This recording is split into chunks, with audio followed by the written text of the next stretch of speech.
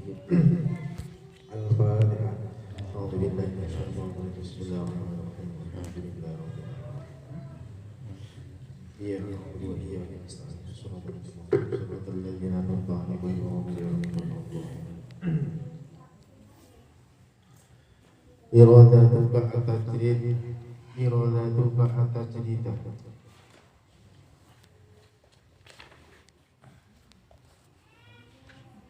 Aimalu nafsika ayyuhal murid as-sadiqu ila tajridi an asbab al-hijrah ay khurujuka anha wa adamul mu'anatiha ma'i kumatillahi ya bil asbab.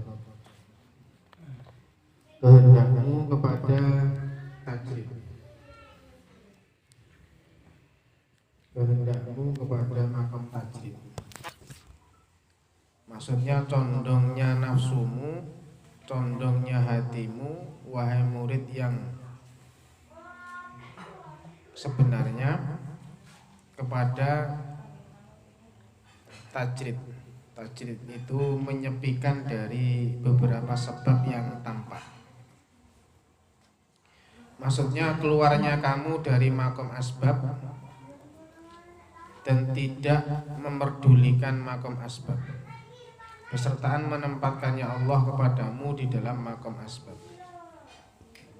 Jadi kehendakmu diwingi jelasaken bahwa napa alamatul i'timad ala amal nuqsanur raja inda wujudi jalan.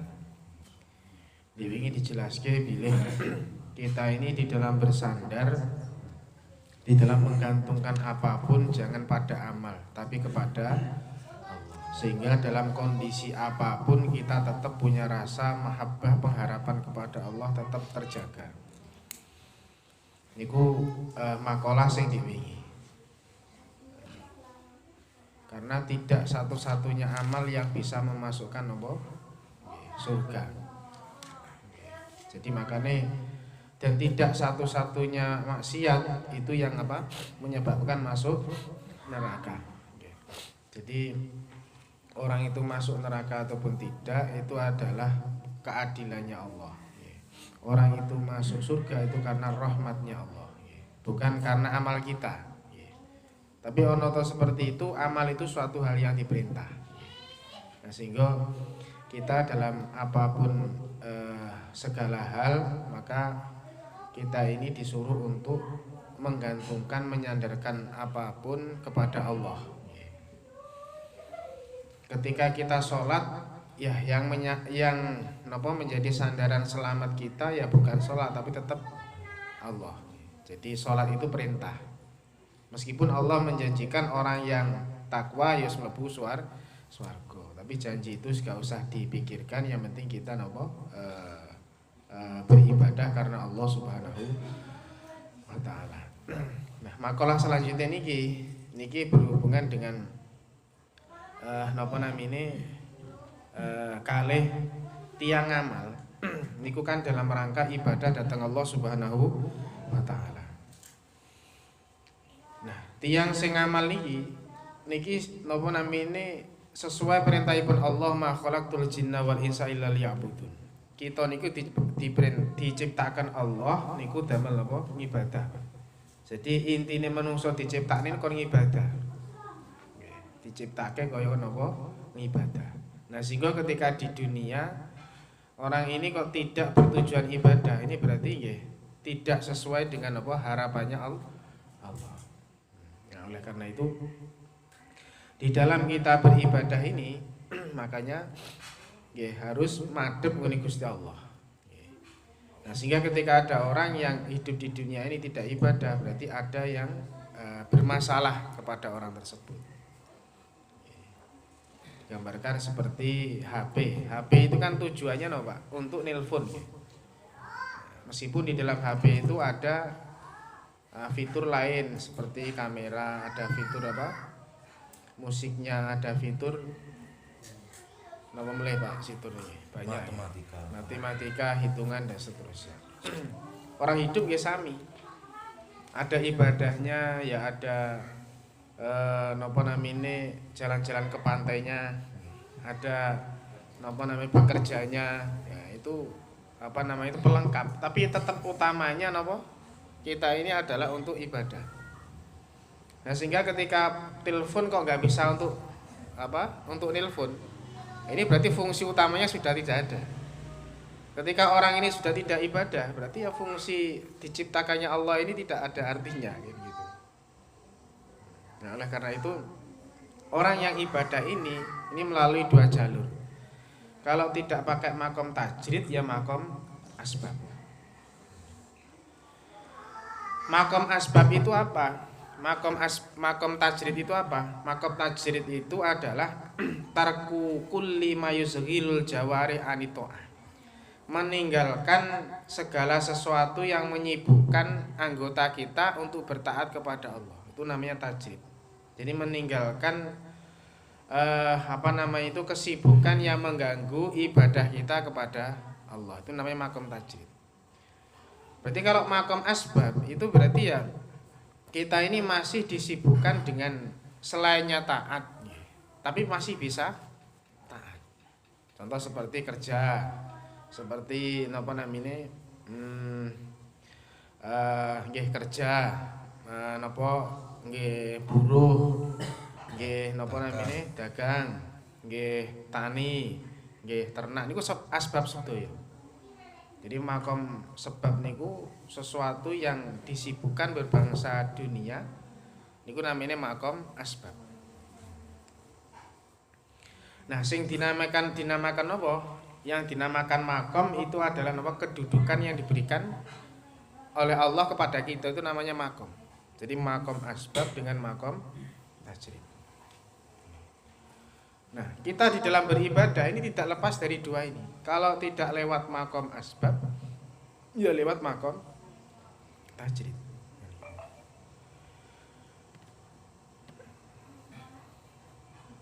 Nah, makom ini nanti ke makom tajrid atau kepada makom asbab itu adalah ketentuannya Allah. Jadi yang menempatkan kita ini makom asbab atau yang menempatkan kita ini kepada makom tajrid itu ya Allah. Nah, sehingga ketika nafsu itu punya keinginan ingin merubah dari dia Allah tempatkan ke tajrid, dipindah kepada makom asbab. Jadi dia ini makomnya asbab. Terus pengen makom tajrid. Dia ini makomnya niku asbab niku ya kerja, dagang dan seterusnya. Tapi dia tuh pengen ninggal ke dagang. Tujuannya pengen aku wis ora dagang, pengen ora buruh, aku pengen jungkung ibadah tok. Nah, ini di situ ada nafsu yang terselubung, ada nafsu yang tidak tampak, yang itu jelek. Karena kalau orang itu nanti meninggalkan makomnya, tujuannya hanya ingin penak, kan mesti pengennya penak. Aku nggak pengen nyambut gawe, aku nggak pengen dagang, aku nggak pengen neng ladang. Aku pengen ngibadah. Berarti kan nggak ngelakoni sebab iki tujuannya ben penak, ben awake penak ibadah. Atau ben dianggap dadi wali misal. Atau ben aku pengen lek engko ngibadah iso tekun tenan, pengen duweni keramat dan seterusnya. Ini semua tuntutannya bukan karena lillah tapi karena nafsu. Ahlan wasalam bihudur. Eleng gene sesepuhe mana ya ora tak gayang ngene. Suhu ge sentane ket mau. Enggak, Pak. Sini tidak berkah sing sebut-sebut. Enggak, yes. Boleh bolo ternyata. Rawane tadi ya. Gene. Nyedeki sing nelpon, tau jawab nelpon.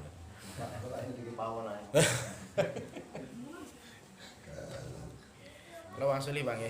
Jadi makom itu adalah kedudukan yang diberikan Allah kepada kita, namanya makom. Ini ada makom tawakal, ada makom sabar, ada makom dan seterusnya. Itu adalah kedudukan yang diberikan Allah pada kita. Nah, di sini ada tajrid, ada asbab. Tajrid niku nggih lepas dari usaha. Wong sing enggak usaha niku namanya tajrid. Wis pokoke nganggur niku namanya napa? Tajrid. Niku namanya tajrid. Tapi asbab niku ya sik usaha piye ben iso mangan, ya kudu kerja dan seterusnya makom napa? Asbab. Dagang nasi goreng. Ya, dagang nasi goreng, dagang konter dan seterusnya. Kuota. Nah, ini asbab. Asbab. Karena masih napa usaha untuk memperoleh napa kecukupan hidupnya. Dan ini semua baik tajrid ataupun napa makom asbab. Nah, sehingga napa namine ketika Allah itu menempatkan seseorang itu pada makom asbab, kok dia itu ingin tajrid, keinginan hati bukan yang mindah Allah. Maka ini termasuk ada syahwat yang terselubung, yang tersimpan di dalam hati kita. Sirri. Nyapa kok secara sirri? Karena secara zahir kan dia itu ingin napa nggih? Ingin memperoleh napa namanya ibadah sing tekun. Maka secara zahir kan baik niatnya. Tapi secara napa batin itu kan ada niat dia pengen kepenak ibadahe, terus pengen napa oleh karomah, pengen dikatakan jadi wali dan seterusnya. Ini termasuk keinginan-keinginan napa nafsu, bukan keinginannya Allah. Keinginan Allah. Jadi sampai ulama itu napa mendefinisikan bahwa seseorang itu makomnya napa namine tajrid ataupun bukan, itu ya melihat dari napa keadaan seseorang tersebut. Contoh misal makom tajrid niku contohnya ya. Mamane usaha niku bongkrat bangkrut terus. Usaha diopah sapusi wong. Ya ki rawani nagih kan ya akhire entek-entekan. Usaha neh jatuh lagi dan seterusnya. Nah, ketika dia jatuh ini kemudian napa dengan seadanya rizki yang dia peroleh hatinya tenang dan tidak mengganggu dia untuk ibadah. Ini berarti makomnya ya tajrid. Kan kadang ada orang yang napa namine kena bangkrut usaha, terus kemudian dia sudah nggak usaha, pokoknya setelah ini ning omah dengan istrinya apa semisal wiritan dan seterusnya adalah nek wong njaluk tombo ya disebul mandi dan seterusnya diwehi angklop saikhlase kok cukup. Ya niku tajrid. Dan keluarganya sudah tercukupi niku mau tajrid. Wis tajrid niku wis gak usah napa? Nggak usah neng makom asbab. Enggak usah pindah-pindah. Jadi nggak usah pindah kepada makom asbab. Tajrid itu kiambake mboten usaha, tapi dicukupi karo Gusti Allah. Ya kathah ya Pak. Kiai-kiai niku nggih rata-rata nggih makome napa? Tajrid. Tapi nggih kedah atine kudu tumakninah. Tumakninah itu ketika kondisi tidak ada uang nggih, hatinya dia tidak napa goncang. Jadi tetap napa namanya menerima bahwa rezekinya itu segitu. Maka ini akan kepada apa? Makom napa? Makom tajrid. Nah, ini kados niku wau. Jadi kalau kita ini ingin mengetahui makom kita ini apa, maka dilihat dari diantaranya dari niku wau. Jadi kalau kita ini semisal sekarang lagi usaha, maka usaha ini makom asbabnya. Ini termasuk makom saya apa bukan? Maka dilihat dari dua hal. Satu dawamuha. Usahane iso langgeng apa ora? Nomor loro ana buahe apa ora sari usaha itu. Jadi kalau usahanya bisa langgeng terus ana buahe. Buahe napa saking napa namine? Usaha niku napa? Dengan dapat usaha rezeki tersebut bisa napa namine membantu orang yang tidak mampu. Dengan hasil napa namine kiambahe usaha akhirnya iso silaturahim. Dengan hasil usaha itu bisa membantu semisal ada jariyah dan seterusnya. Ini termasuk samroh ataupun buah daripada asbabnya tadi. Jadi itu untuk menentukan bahwa makom kita ini apa. Misal kita lagi usaha, kok bisa dawam? Dawam itu terus. Mboten bongkrat bangkrut, terus. Pak Dawam. Nggih. Pak Dawam. Ini mau menuhi siji Pak Dawam syaratnya dari namanya. Biyen berarti wis ngaji hikam apa ya wong tuane. Jenenge gak Dawam. Kare enek samroe ora buahe ora. Jadi niku lek teng nggih, teng kitab niku tandanya orang itu makomnya asbab apa bukan dilihat daripada dua niku. Jadi alamatu iqamatiya fiha dawamu halahu ma'a husulin natais. Nah, jadi dawam iso langgeng napa mboten. Sing nomor loro ana buaya apa ora. Ya niku atus saten niku. Niku nomor setunggal. Kalau makom tajrid ya. Kalau makom tajrid itu juga dua niku wau. Ketika dia ini tidak ada usaha. Ini kecukupan keluarganya dengan tanpa dia usaha, ini tercukupi apa enggak secara terus menerus. Lek cukup nggih. Terus kira-kira atine kuwi lek gak enek, kuwi duwe rasa gresula napa mboten? Enek susahe napa mboten? Ya niku makom napa tajdid tetep dua niku wae. Jadi makom asbab atau tajdid dilihat daripada dua itu. Lek makom tajdid niku ya wis gak nyapa-nyapa ndelalah rezeki ana. Anake njaluk sangu ndelalah ya ana. Ya seterusnya. Niki nggih makom napa? Tajdid.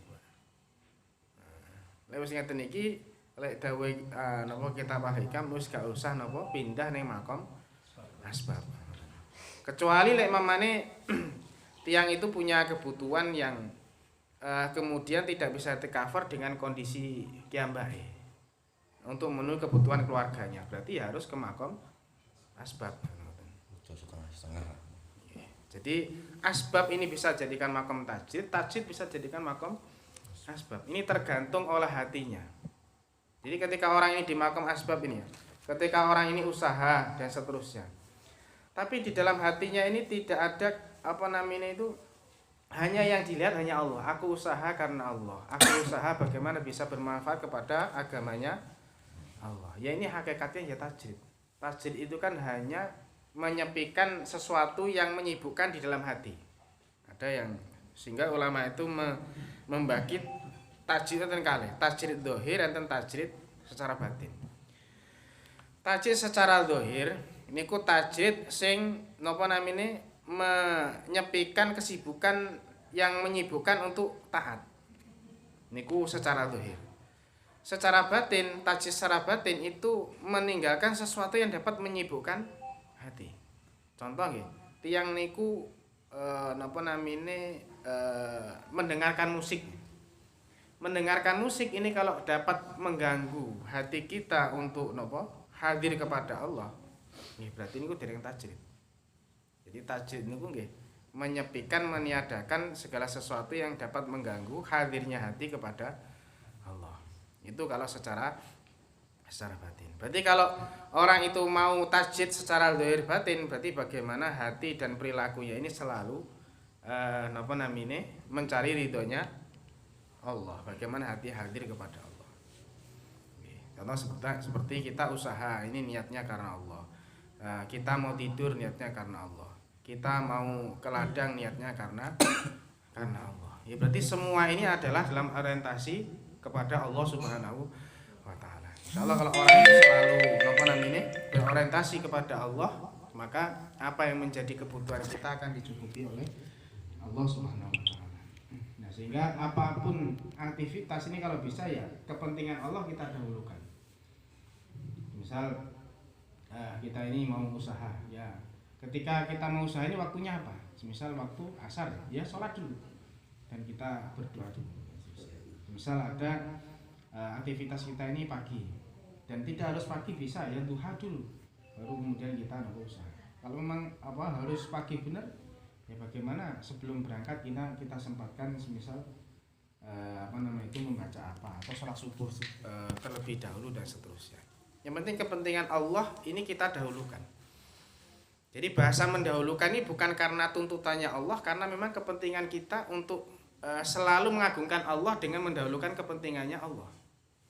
Insyaallah kalau segala sesuatu ini yang kita pentingkan adalah kepentingan Allah lebih dulu, maka segala sesuatu apa yang menjadi keinginan ataupun kepentingan kita akan dimudahkan oleh Allah Subhanahu wa taala. Niku pun kaidah. Jadi siapa yang yang mengorbankan kepentingannya Allah, maka akan dibalas oleh Allah, akan dimudahkan segala kepentingannya. Enten dasar Quran napa niku? Walladzina jahadu fina lanahdiyannahum subulana. Siapa yang bersungguh-sungguh di jalanku, maka akan aku tunjukkan, akan aku mudahkan ke jalanku. niku napa namine dawuhipun Allah Subhanahu wa taala. Kemudian napa namine orang ini untuk bagaimana makom asbab usahanya ini dianggap napa? Dianggap diridhoi oleh Allah Subhanahu wa taala, maka harus memenuhi di sarahnya ini memenuhi 6 hal. Jadi suatu usaha ini bisa dianggap mendapatkan ridho Allah, ini harus memenuhi 6 hal. Nomor 1 adalah husulul muasah lil fuqara wal masakin. Dengan kita usaha ini bisa membantu orang lain, bisa membantu orang fakir, bisa membantu orang miskin. Itu nomor 1. Jadi ketika kita usaha, kita kemudian bisa membantu orang-orang yang tidak mampu.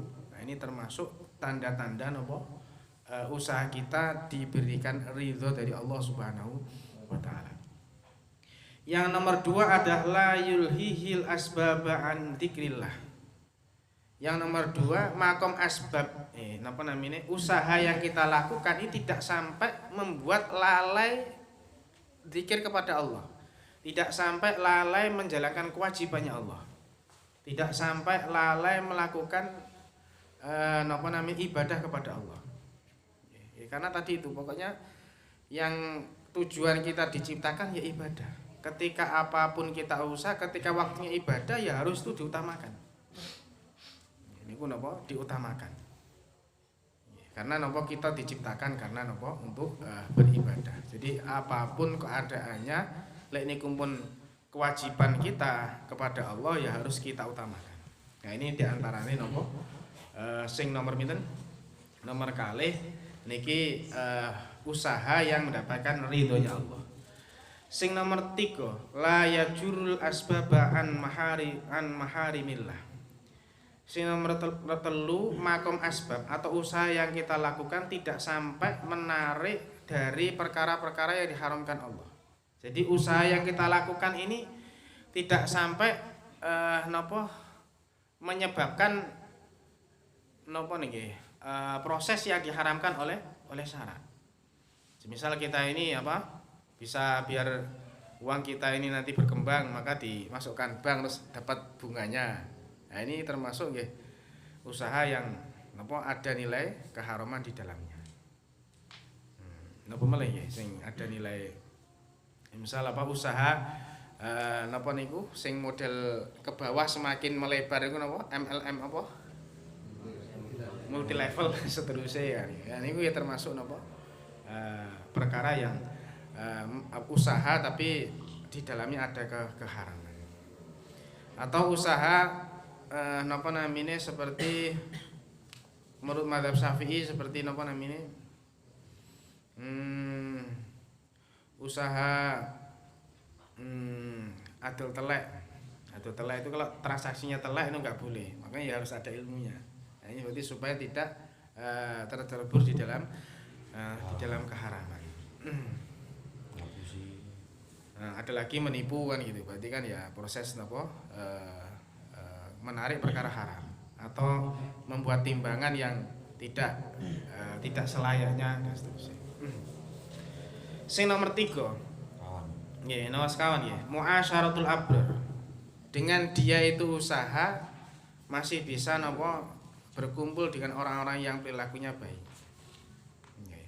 Ya kados ngoten iki kita meskipun usaha ya bisa muasyarah bersama-sama kumpul dengan orang-orang yang baik. Karena kan kadang kalau banyak uang itu biasanya ya tidak mau kumpul-kumpul dengan dengan orang baik karena dia punya apa-apa kan seperti itu. Ya inginnya menuruti keinginannya hati. Kemudian yang nomor berapa? 5. Mujanabatul asrar, menjauhi orang-orang yang perilakunya tidak baik. Jadi lingkungannya kok baik, teman-temannya baik, ini tandanya usahanya diridhoi oleh Allah. Tapi kadang ada usaha karena terbawa dengan usahanya, kemudian pengen rabineh terus secara secara diam-diam dan seterusnya, istrinya nggak diberitahu, ini nanti jadi masalah juga. Sing nomor 6 usulun niyati sholihah. Jadi sing nomor 6 tandanya usaha kita ini diridhoi Allah ini disertai dengan niat yang bagus. Ya, kita usaha ini niatnya apa? Ya, niatnya untuk mencari ridhonya Allah, niatnya untuk bekal ibadah kita. Jadi kadang orang itu sama, jadi sama-sama usaha, misal sama-sama usaha bakso. Yang satu niatnya mencari rezeki karena untuk mencari ridhonya Allah.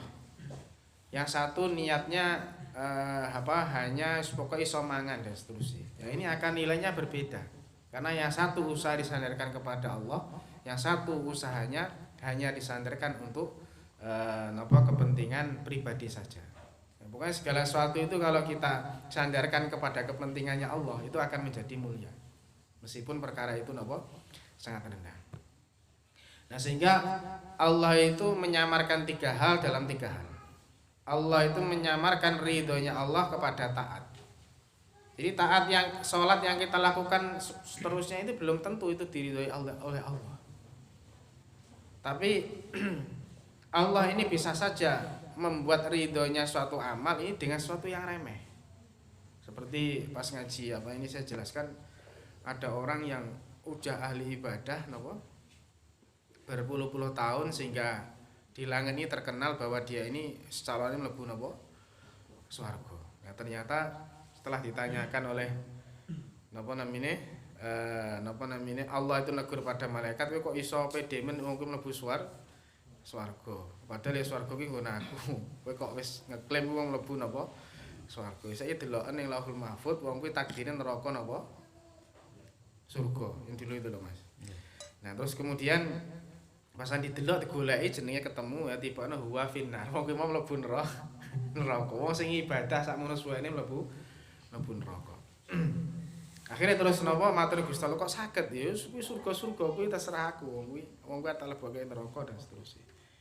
Akhirnya terus nggih pun nek kula tak ngabari kalih tiyang sing niku wau bela sungkawa nggone wong sing ngibadah terus tapi akhirnya mlebu neraka ya wis monggo. Akhirnya terus dikabari ditemen kali malaikat Jibril, aku malaikat Jibril terus enten malaikat sampaiaken jenengan niku wis ngibadah semono semene kula niku heran, tapi teng takdiri jenengan iki akhire mlebu neraka. Lah sing diomong niku malah ora susah tapi malah ya seneng. Alhamdulillah aku lho arep mlebu neraka nek sing ngabari. Ya malaikate yo bingung lha iki piye iki kabari mlebu neraka malah ora susah malah alhamdulillah. Berarti lek ngono aku wis kudu nata niatku ben dadi luwih apik meneh. Akhirnya ya bingung ya mbak yo neraka malah dialhamdulillahi dan seterusnya. Akhirnya terus bangsane Gusti Allah. Bermaksud ning Gusti Allah. Niku ki mbake pripun lha niku malah mbake kula kabari lek akhire mlebu neraka malah maca napa?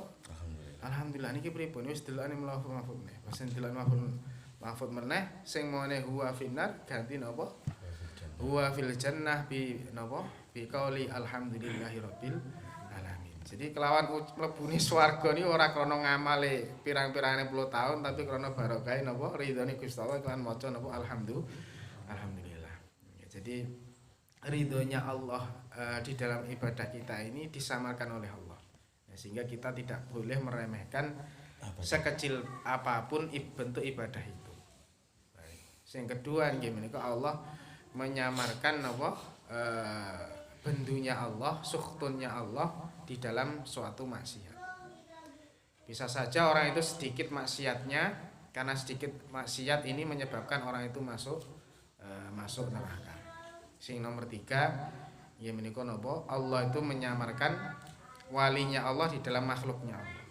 Nah, sehingga kita enggak boleh menghina kepada makhluk apapun, siapapun makhluknya, siapapun manusianya, karena siapa tahu itu walinya Allah.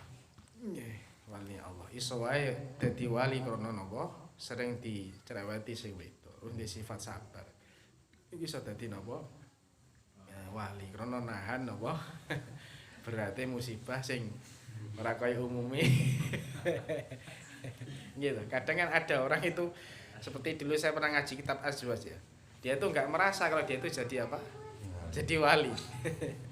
Jadi dia ini seorang laki-laki ketika diseneni sing wedok ki wis ora iso ngomong, wis meneng wis berat dan seterusnya. Itu bertahan beberapa tahun. Nah, kemudian teng alas niku ana wong ya wis kenten pangan ning guwa. Kuwi lek sangger napa pengen mangan kuwi hadire karo sapa jenenge sapa lali aku. Karo iki mau wong sing dipaidu karo bojone terus. Sangger hadone karo sing wong lanang dipaidu iki mau kuwi mesti napa langsung teko langit iki teko panganan. Iki wong loro ngoten niku. Sangger hadro karo sing wong lanang sing dipaidu teko panganane. Nah, akhirnya napa? Akhirnya krana iki mau wis gak betah. Napa namine diomeli sing wedok gitu. Ini akhirnya wong lanang niku mlayu teng alas. Teng gua ketemu karo loro iki mau. Wis saiki wong telu iki kudu golek mangane apa jenenge kuwi giliran. Giliran. Jadi sing pertama engko ndonga sing A, engko A wis rampung ndonga, sing mangane ganti si B, bar si B si C. Akhire nggih saestu si A ndonga niku sing lawas sing loro mau, si B ndonga. Akhirnya terus yang bagian C lah, aku dungane piye iki? Aku pengen iso dikabulke napa? Dungane, dhek iki ambek bingung, piye carane ndonga terus arep wasilah karo sapa niku bingung. Akhirnya takolah karo AB niki wau. Sampeyan iki iso dikabulke dungane niki wasilah karo sapa? Nah, akhirnya terus disampaike aku wasilah iki jere enek waline Gusti Allah jenenge iki. Mbok sapa jenenge lali aku. Pokoke iki dianggap ae C lah, jenenge si C. Lah jenengku ki ya kuwi ya C ki mau ngono. Ya sampean jajal karo jenenge sampean dhewe. Lah akhire nggih saestu ndonga wasilah kelan awake dhewe iki malah tekone iso malah napa lipet-lipet. Jadi sing biasane iki sak nampan iso dadi nampan. Lah ini kan nggih ki ambek niku dadi napa? Wali tapi gak ngerti lek nyambake niku napa? Wali ya. Ya ini maksudnya tidak ada yang tahu wali napa nggih kecuali napa Allah. La yariful wali ilal wali ya lantas niku tapi kadang wali orang yang di atasnya dia enggak bisa tahu. Wasul teng napa namine makom asbab kalih makom napa? Makom tajis. Sehingga napa namine niat niku penting sangat. Sering kalau sampaikan bahwa niatul mar'i khairu min amalihi. Niate tiyang niku luwih apik dibanding amale. Nate kula napa menggambarkan niku ketika seseorang niku napa namine beramal uang 10.000. Ketika dia beramal uang 10 napa? 10.000. Cuman hanya beramal saja dengan napa? Disertakan amal 10.000 untuk dirinya, untuk mbahnya, untuk napa namine saudaranya yang sudah mati atau mungkin untuk semua keluarganya. Semisal keluarganya anak 10 misal. Jadi aku sedekah 10.000 kuwi yo tak hadiahke kanggo wong 10. Ya kira-kira kan 10.000 lek Gusti Allah ganjaran iku enggak dikurang-kurangi, Pak. Jadi ketika kita ini sedekah pada semakin banyak hadrah kita, semakin banyak tujuan kita ya semakin banyak sedekah kita. Jadi ketika kita memberikan orang itu 10.000 tet gitu ya. Diniatkan untuk keluarga saya yang jumlahnya 10. Berarti kan seakan-akan kita itu mendermawakan loh 10.000 kali 10. Berarti 100.000. Jadi uang 10.000 ini akan bernilai 100.000 karena ada niat yang luas tadi itu. Makanya niatul mar'i khairun min amali. Niatnya seseorang niku teng ihya. Niatnya seseorang itu lebih baik daripada amalnya. Jadi orientasinya diperluas. Iya, jadi semakin kita banyak niat maka ya semakin kualitasnya semakin banyak. Tapi kabeh niat kuwi kabeh ke napa? Karena kan ya ada nilai sedekahnya, Pak. Nilai sedekahnya. Donga barang kan ngoten, Pak. Ini donga itu kita ini enggak boleh merasa kita ini belum tercukupi. Jadi kita ini mendoakan teman kita yang enggak mampu, mendoakan teman kita yang lagi susah. Ini pada hakikatnya ya mendoakan diri kita bagaimana biar enggak susah, bagaimana kita menjadi mampu. Kadang kan ada orang disuruh mendoakan itu kan berat hatinya. Ini malah justru ya, dengan kita mendoakan orang lain ini ya hakikatnya mendoakan kita. Makanya kalau kita diminta doa orang lain ya kita harus yang loman malah donga sing sak api-api. Namanya kita punya toko ya muga-muga tokomu laris lancar, tambah gede cabangnya akeh padha karo ndongake muga-muga napa usahaku badine akeh cabangnya akeh wis ngoten niku kan ngoten. Lah jare Allah kan ngoten wong sapa sedekah bakal dilepetke 10 ganda. Lah donga iki termasuk napa? Nggih sedekah kan ngoten to. Jadi kan asline kan waline sing ngoten niku. Cara membuat dirinya ini bisa doanya dimustajabah ini ternyata kudu dipantulke ngene wong liya sik. Niku enten sing trik doa iki carane ngoten niku. Yang dungane nggih. Terus. Nggih niku datose untuk mengetahui bahwa makam asbab kita ini diridhoi oleh Allah niku enten 6 siji nggih menika napa?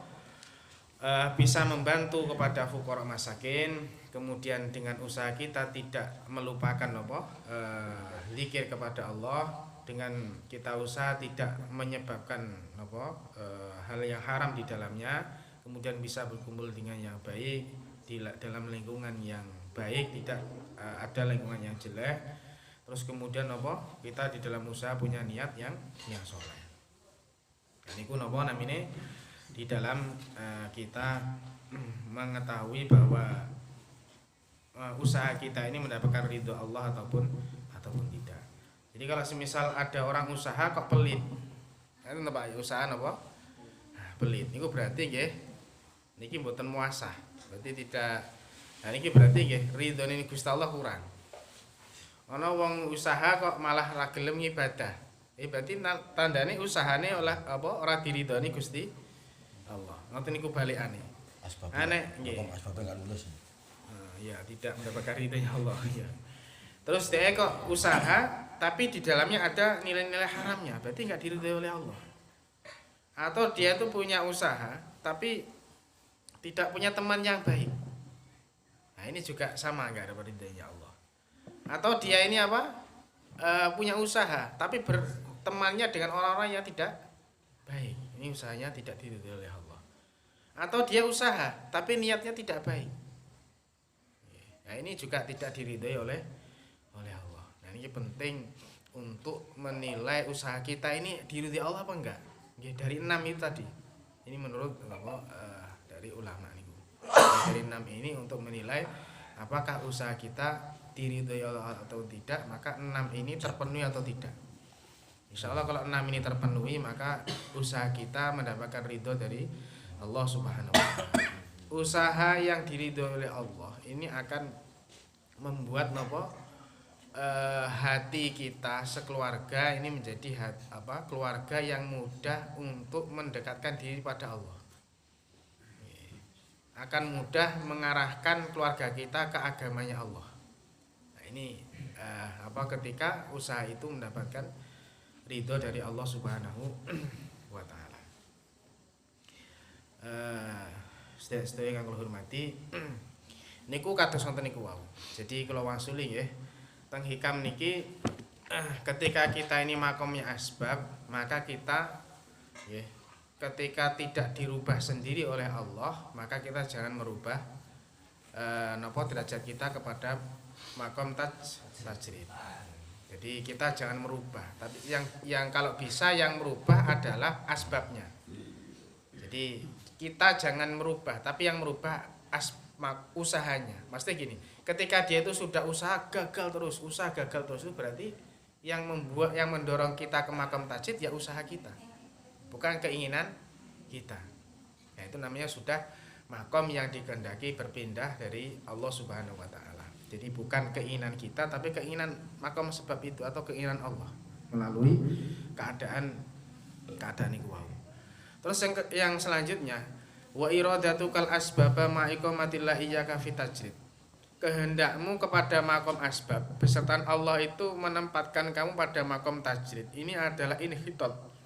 Kelungsur niku ya melorot niku ya turun dari derajat yang tinggi.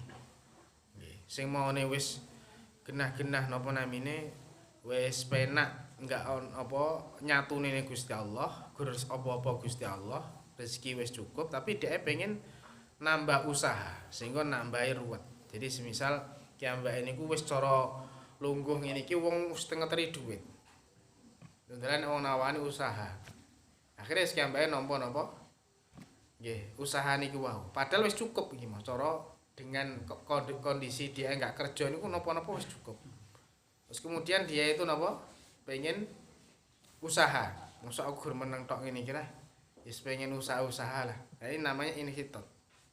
Jadi orang yang turun dari derajat yang tinggi kepada derajat yang rendah. Nah, ini menurut Allah. Nah, ini kulek makome mun napa? Makom tajrid. Nah, untuk mengetahui bahwa kita ini makom tajrid apa bukan, niku dilihat dari satu yasarro lakal kifayah. Jadi Allah niku lek gampangke kecukupan tanpa kita usaha wis cukup. Niku tandane siji makom tajrid nomor siji. Sing nomor loro ja'alan nafsa kamutmainnatan ida adami wusuliha. Jadi atine ini ngrasa anteng meskipun napa bondo niku pas gak enek. Pas kondisi di bawah atine ora grangsang, langgah anteng. Rezeki sing paring Gusti Allah, terus juga keluarganya bisa menerima. Niku sing nomor kali. Tapi nek pemain keluarga ora nrimo berarti mangko mesti asbab, Pak. Iya, keluarga piye to Mas kok turu-turu Mas? Mas kula Mas Ali niku nggih. Niku wis lek ndawuhi bapak wis awakmu enggak usah nyapa-nyapa wis ning omah wae mulang haji. Niku doktrin ini napa namine Pak Yai ini, nggih pun almarhum sakniki. Aku domong ke aku terus matur lha Mas Ali doktrine Pak Yai ya kuwi Mas Ali aja beda-beda kiyaine jare wis pada kalah. Sing nomor 3 niku ada mutamak lima fi aidinnas. Ora onone tomak, ora onone napa namine rasa pengin apa-apa sing diduweni menungso. Mamane duweni motor, tanggane tuku mobil kuwi ora kegiblas. Mane montore ning omahku wedok sing tanggane tuku motor lanang wis ora enek kegiblas, gak enek napa pengaruhi. Ya niku berarti makom napa tajrid. Sing nomor 4 sohwatul waqti ka'an istigholi ala ibadillah. Murnekne wektune kanggo nyibukke ngibadah. Jadi ki ambake niku ora kerja niku iso tambah sibuk lek ngibadahi. Ora malah ora kerja terus ngopi donglang gak ngerokok. Nah niki tajrid iki. Boleh kanca ngobrol ngawur ya Pak ya. Niku alamatin yang tajrid nomor setunggal wis dicukupi karo Gusti Allah. Indalallah ana jala sangu ya indalallah. Sing nomor 2 napa atine niku ngrasa anteng dalam keadaan napa bondo niku gak ono. Iso nampa lah. Sing nomor 3 lek ora ngono kuwi berarti lek pemane dhewe niku kecukupane kangelan. Arep nyangoni anake dadak utang-utang iki wis asbab kudune. Ya to. Utawa wis cukup. Tapi ndelalah pas ya kadang kan wong kan ya selang surut, Pak. Kadang ning dhuwur, kadang ning ngisor. Pas ning ngisor atine kok grangsang susah. Ya asbab. Aja terus ning tajrid ning. Berarti sik makom asbab. usahane. Utawa ya wis cukup nggih. Tapi duweni napa? Kurang. Keinginan ngene wong liya. Wong liyane tuku sapi wis pokoke mikir aduh iso tuku sapi ya. Aku kok panggare iso tuku sapi. Ya niki nggih urung tajrid. Asbab. Karena sik pengen. Utawa ya ora pengen gitu. Ya cukup lah selesai. Tapi waktunya di waktu-waktunya tidak untuk disibukkan untuk ibadah. Nah, ini nggih senes makom tajrid. Bayang ket tongkrong kok cukup, tapi ora ibadah. Ya itu tajrid, ngono kan. Nah, ini penting nih untuk mengetahui alamat-alamat. Karena kita ini kan untuk mengetahui makom kita ini kan ada 2. Yang satu dengan isyaratul isyaratus syekh. Isyarah seorang guru. Nah, guru ini kan ya wis kudu sing iso ngerteni kan kudu ngerteni batine muride atau ngerteni napa namine keadaan murid. Tapi kan sing guru sing kok ngene kan pun jarang sangat. Kados teng pundi Pak Tulungagung nggih. Tulungagung niku sing Mbah Yasin Mbah Jalil.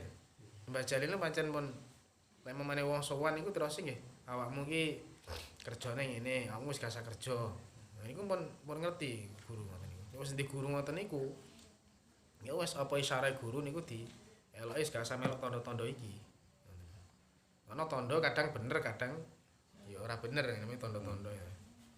Tandane wong lanang iki mamane apa sini randhe susu. Ternyata napa namanya randhe susu mangga wedok kan ya iso wae gitu. Misal kena napa penyakit apa dilangsung terus kan ya kan ya alamate kuwi tapi kan nyatane ya kene kuwi tetep dikatakan wedok kan enek. Nggih tetese niki napa namine hikmah niki niku pada intinya napa namine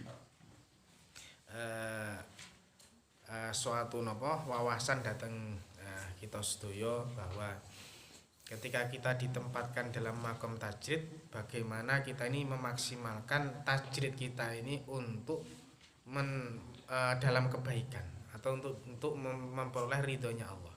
Ketika Allah itu menempatkan kita pada makom asbab, bagaimana makom asbab kita ini atau usaha kita ini kita maksimalkan untuk kebaikan. Ini kan akhirnya ngoten niku.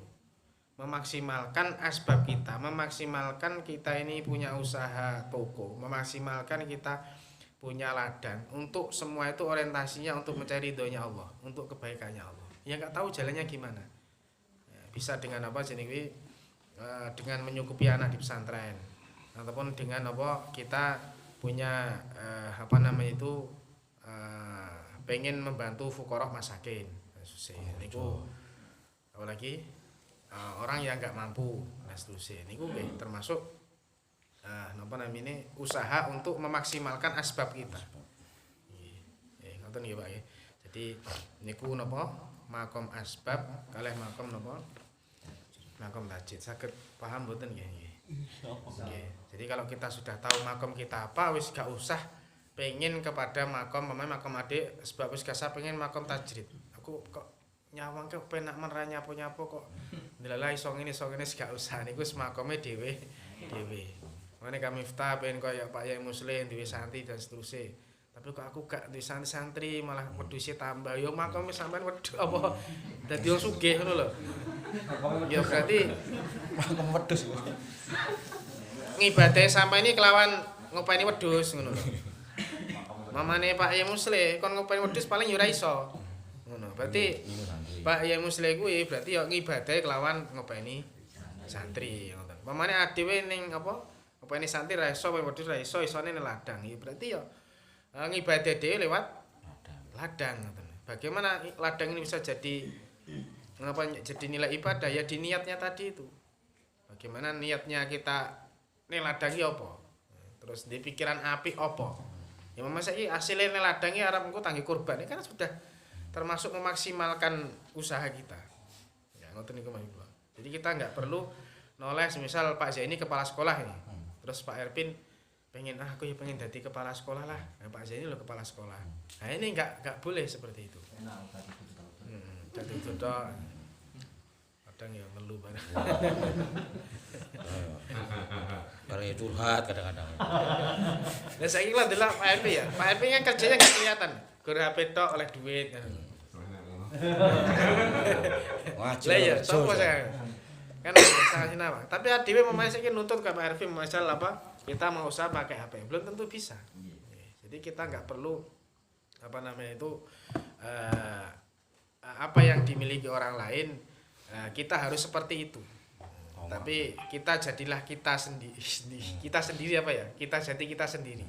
Aku ki senenge apa ning ladang ya wis dimaksimalkan ladang. Oh aku seneng kambing semisal. Ya maksimalkan kambingnya itu tetap akan ada orientasi untuk ibadah.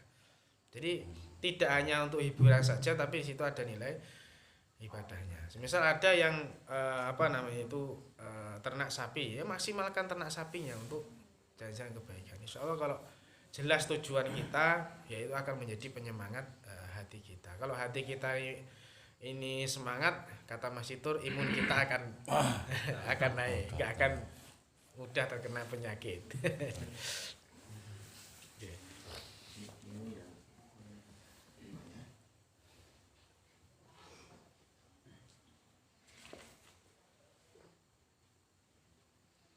Nggih, ngoten nggih Pak nggih. Nggih, menawi niki saged napa dados wawasan kita sedaya nggih. Jadi ya, niku makom asbab, niku makom tajid saged bedakan Pak nggih. Dengan makom tasbih terus. Kalau bisa dari makom asbab tajid ini kita gabungkan napa ya makom tetap yang tertinggi ya tajrid Pak. Ya tajrid. Tapi kita untuk ke makom tajid tidak bisa kita pengen. Tapi kalau bisa itu dipindah sendirikan oleh Allah. Tapi kita punya usaha untuk secara dohir asbab tapi menstatuskan tajrid. Ini tadi itu. Jadi ketika seorang ini bisa menstatuskan semua asbabnya di jalannya Allah, maka yang hakikatnya menjadi tajrid gitu.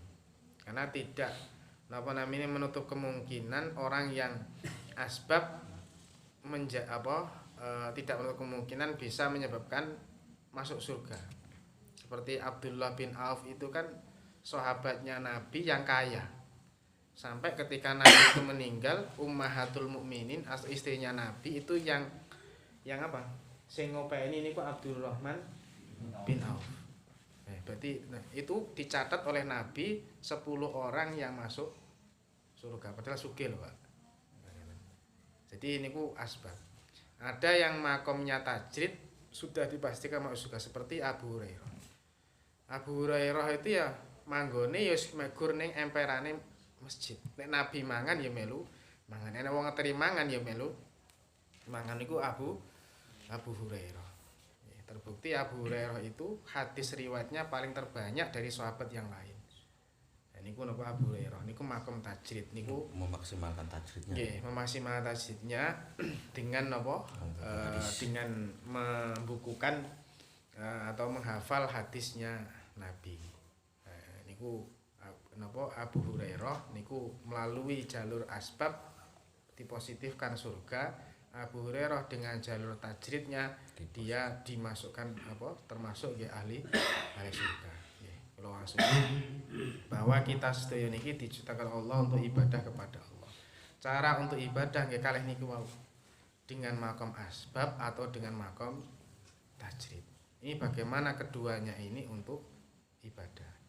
Itu tujuannya ibadah, tapi untuk menuju ibadah ini kalau nggak pakai makom asbab ya makom tajrid. Nah, makom itu adalah kedudukan yang diberikan Allah. Sehingga ketika kita berkehendak tidak sesuai kehendaknya Allah, itu berarti nggih salah menurut kitab Hikam niki tasawuf. Yang benar bagaimana? Biarlah sebab itu sendiri yang merubah kita, makom kita. Nggih, ngoten nggih Pak nggih. Nggih, mugi-mugi nggih niki padha belajare kula nggih tesih belajar nggih. Muga-muga nggih saged manfaati, saged buka wawasan kita sedaya teng ati kita sedaya, niat kita sedaya monggo kita latih untuk punya mahabbah kepada Allah Subhanahu wa taala. Karena kekuatan mahabbah itu sangat besar sekali. Mahabbah niku muncul karena kebiasaan, Pak. Biasa kita la ilallah kita asah itu akan menjadi mahabbah. Allah kita biasakan menjadi mahabbah. Salat kita biasakan menjadi mahabbah kepada Allah. Ketika orang itu punya makom mahabbah, maka akan meningkat menjadi makom syauq. Bronto. Lesmun bronto nanti sudah kepada makom jazab. Nah, sehingga dengan mahabbah ini sesuatu yang jauh menjadi dekat, sesuatu yang berat menjadi ringan karena punya nama makom mahabbah. Kalau ngaji ini kita jadikan sesuatu yang mahabbah, maka sesuatu yang berat jadi ringan, sesuatu yang jauh menjadi dekat. Seperti Pak Sinten iki, Pak Kandar, Telawung nggih. Ini ya jauh saya kira ya rasanya karena mungkin didorong dari mahabbah. Mahabbah itu sangat penting bagi kita thalabul ilmi, bagi kita pemburu Tuhan, Mas. Ini harus punya rasa mahabbah. Ini kita tanamkan. Jane ya atuh juga. Iya, wis nglewati Gayor ya ate, Pak Siter ya ate juga. Lewati talang. Iya. Enggak gitu loh, kalau itu kan pengangguran ya. Ini ngaji pengangguran. Ya manfaatke makom ki mau. Semaksimal mungkin ya. Ya bener. Maksimalkan makom. Maksimalkan makom. Nganggur itu nek pondok ada nganggur ya. Pengangguran. Maksimalkan makom. Oke. Terus motivasi meleh nggih. Di samping kita kumpul ngaji napa? Orang yang ngaji kan mudah diampuni. Dianggap apa? Cara salah ya akeh di ngapura wong sing belajar. Satu itu. Kedua ya kita kumpul dengan apa? Orang yang baik. Katanya tombone ati iso dadi apik, kumpul karo wong apik. Sing nomor 3 motivasinya kalau orang tuanya senang dengan ilmu ya insyaallah anaknya akan senang dengan ilmu juga. Sini yang paling besar tuh motivasi di samping diri kita ke anak. Karena anak ini nanti akan ngaca orang tuanya, ya napa? Bagaimana? Di pemandangan bapak yang ngaji lah. Jadi kalau orang tuanya biasa-biasa, kalau punya anak luar biasa, saya kira ya orang tuanya ikut luar biasa. Maka kita harus mulai dari kita napa, guys? Paling enggak, guys. Di antaranya ya senang ngaji, misalnya napa?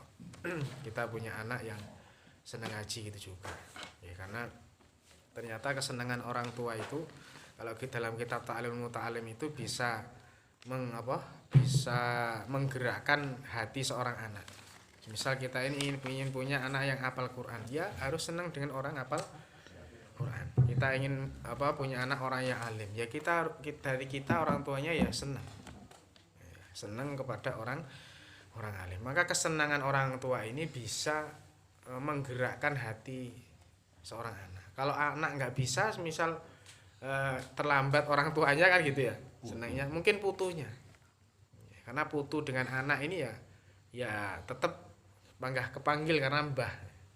Nah, oleh karena itu ya saya ini ya niatnya ngaji seperti ini ya supaya ya punya anak yang juga lebih dari saya.